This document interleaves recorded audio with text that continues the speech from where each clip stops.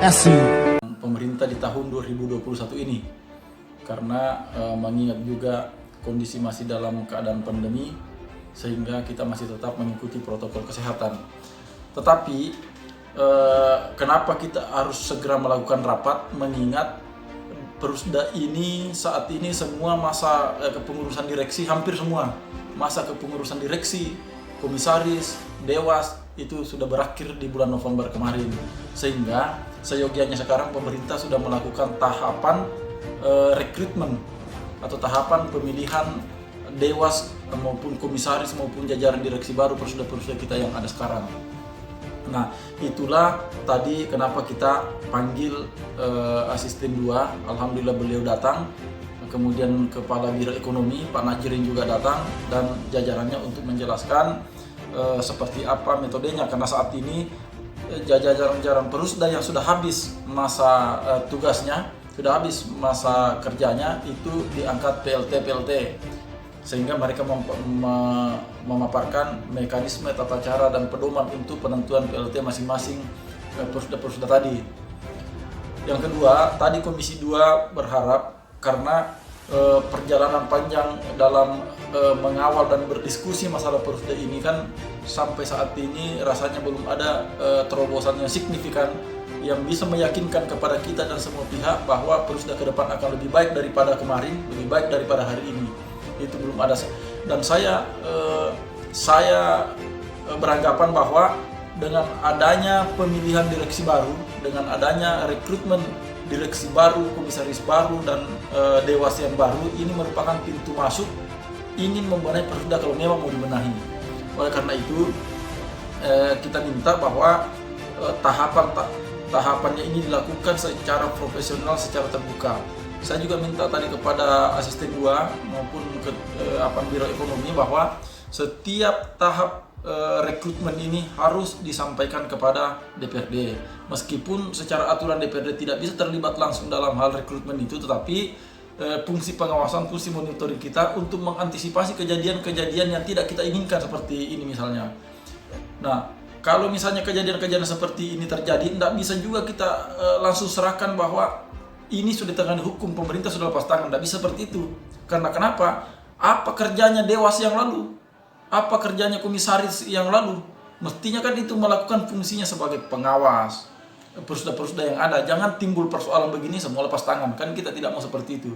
Kalau tinggal semuanya nanti berujung kepada kepada hukum seperti yang ada sekarang, seperti PT Aku, kemudian PT MMP sekarang juga yang lagi diperiksa masalah penyertaan PI. Untuk apa ada Dewan Pengawas? Untuk apa ada komisaris yang kita tempatkan dan kita gaji seperti itu? Untuk mencegah hal seperti itu, makanya tadi Komisi 2 mengundang, mumpung ini masih mau memasuki tahap seleksi pengurusan baru, sehingga kita panggil mereka untuk mempresentasikan sejauh mana nanti direksi-direksi baru, komisaris-komisaris baru bisa membawa Perusda lebih baik daripada hari ini. Apakah rekrutmen direksi ini sudah dilakukan oleh pemerintah atau seperti apa? Kalau menurut informasi yang kita dengarkan tadi bahwa masih tahap persiapan. Makanya tadi saya meminta bahwa jadwal tahapan itu harus disampaikan ke kita secara tertulis, secara resmi ke lembaga DPR. Karena kenapa? Jangan sampai ini kan pelaksana PLT ini pelaksana tugas sampai bulan 6 misalnya dikasih. Jangan sampai rekrutmen nanti diadakan bulan 3 sehingga waktu untuk mendapatkan orang-orang yang kompeten itu terbatas. Kita tidak mau seperti itu, sehingga kita dorong dilakukan tahapan rekrutmen secepatnya supaya ada waktu untuk sosialisasi, ada waktu untuk membuka lamaran yang seluas-luasnya kepada masyarakat secara terbuka supaya banyak orang yang kompeten ikut berkompetisi menduduki jajaran direksi maupun komisaris, terutama yang non independen ini. Ya, terutama yang independen ini, komisaris independen misalnya kan. Rekrutmen ini seandainya dari pemerintah sampai bulan berapa Yang jelas harus selesai sebelum masa kerja PLT ini. PLT ini kan 6 bulan dikasih berarti sampai bulan 5 kan. Mestinya sudah ada. Tadi juga saya minta karena sebenarnya tahapan-tahapan untuk melakukan penyeleksian rekrutmen itu udah diatur.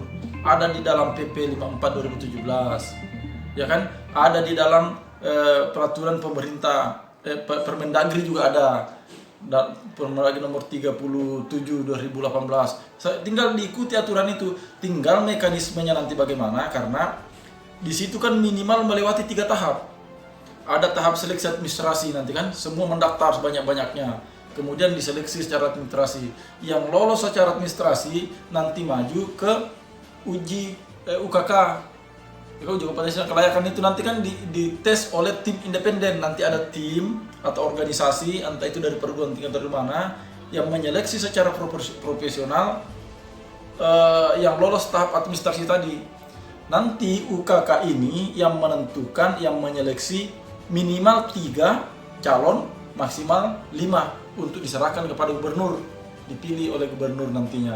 Nah, sehingga di sini sangat dibutuhkan tim penyeleksi UKK nanti ini yang sangat profesional, independen, sehingga memang yang lahir bukan titipan misalnya kan, bukan dekat dengan siapa, bukan dengan siapa, sehingga lembaga yang melakukan itu harus juga lembaga yang betul-betul punya kemampuan dan independensi, sehingga yang dilakukan, yang diserahkan nanti hasil tes UKK itu betul-betul yang profesional, sesuai dengan sesuai dengan persentasenya. Karena nanti pada saat UKK itu ada juga tahap di mana calon direksi itu memaparkan makalah persentase mengenai rencana bisnis yang akan dia lakukan. Misalnya untuk MBS itu nanti kan di tim itu mereka calon direksi mempresentasikan rencana bisnis untuk membawa MBS seperti apa. Artinya ini adalah pintu bagus lah kalau mau menyeleksi secara betul.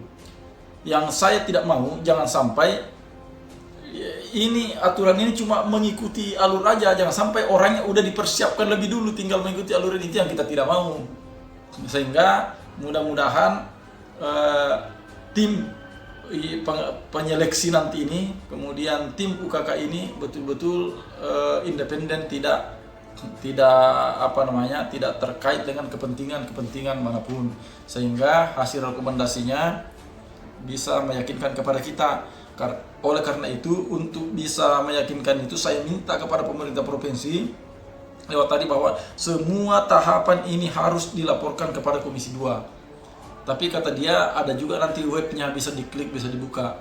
Karena kalau ini tidak meyakinkan, melahirkan direksi, melahirkan komisaris dengan dewas yang tidak meyakinkan, nggak usah kita penyertaan modal ke depannya. Nggak usah ada lagi pembenahan terhadap aku. Aku sekarang ini kan dalam proses hukum dan tidak bisa mengembalikan duit. Ya. Serba salah nanti. Mau dibubarkan, aset kita di sana sia-sia, potensi yang mau dikembangkan masih banyak. Tidak dibubarkan kalau misalnya masih proses pengelolaannya, manajemen bisnisnya, kemudian masih seperti itu, untuk apa kan? Semakin merugikan. Begitupun dengan yang lain-lain. Sehingga lewat ini nanti harus betul-betul meyakinkan kepada kita bahwa direksi maupun komisaris yang terpilih itu bisa mampu menakodai BUMD yang dipimpin nanti lebih bagus. Kalau tidak seperti itu, ya tidak usah ada tidak usah ada lagi penyertaan modal kita ke depan. Nah, kalau nanti direksinya sudah dilakukan oleh pemerintah itu, kira-kira adakah kewenangan DPR untuk melakukan testimoni atau seperti apa nanti ke depannya? Kalau sudah dilakukan? Ya, kalau sudah dilakukan oleh pemerintah. Saya, kalau misalnya saya lebih baik mencegah daripada sudah terjadi baru kita mau berdebat lagi. Sehingga mumpung ini belum melahirkan direksi, masih tahapan, saya mau supaya semua tahapan itu kita monitor, sehingga di tengah jalan kalau misalnya ada apa-apa bisa kita kasih masukan, bisa kita kasih pendapat-pendapat yang sifatnya lebih bagus. Nah, kalau misalnya sudah terjadi, sudah diangkat, baru kita dilaporkan, ujung-ujungnya nanti minta dana penyertaan, itu kan lebih rumit lagi. Nah, seandainya seperti itu, Bang, langkah apa yang dilakukan oleh DPR ke depannya? Kalau misalnya ya mungkin rekrutmen dirut apa yang tidak sesuai dengan kompetensi mereka. Oh iya, kita tidak dukung. Artinya meskipun dia kan kewenang kepala daerah nih. karena pemegang saham KPM-nya kan pemerintah daerah nih. Kalau misalnya itu tak dilakukan kemudian mengangkat, ya kita tidak dukung, kita tidak akan pernah menyepakati lagi kalau dia minta duit.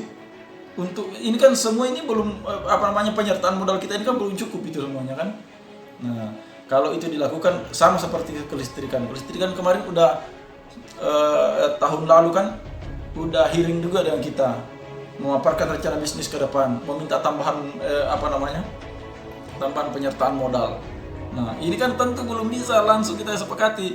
Nah, kalau misalnya yang metodenya kita tidak sepakat, orang yang kemudian menduduki tidak sepakat, ya sudah segitu aja. Silahkan aja angkat, tetapi jangan pernah berharap bahwa kita menyetujui anggaran yang akan diajukan nanti untuk mengembangkan BUMD itu. Kan begitu. Nah, ya otomatis PT aku kalau misalnya kita tidak setuju, komisaris direksi tidak kita setujui, PT aku pasti mati. Karena ini sudah tidak punya duit. Hanya bisa hidup kalau kita sepakat menyuntikkan duit lagi gitu loh. Sesuai dengan rekrutmen yang diinginkan oleh anggota dewan tadi, Pak. Sesuai dengan prosedur yang betul. Kemudian melahirkan direksi dan komisaris yang menurut kita juga itu sudah sesuai dengan tahapan dan sesuai dengan orang yang profesional, akan kita dukung.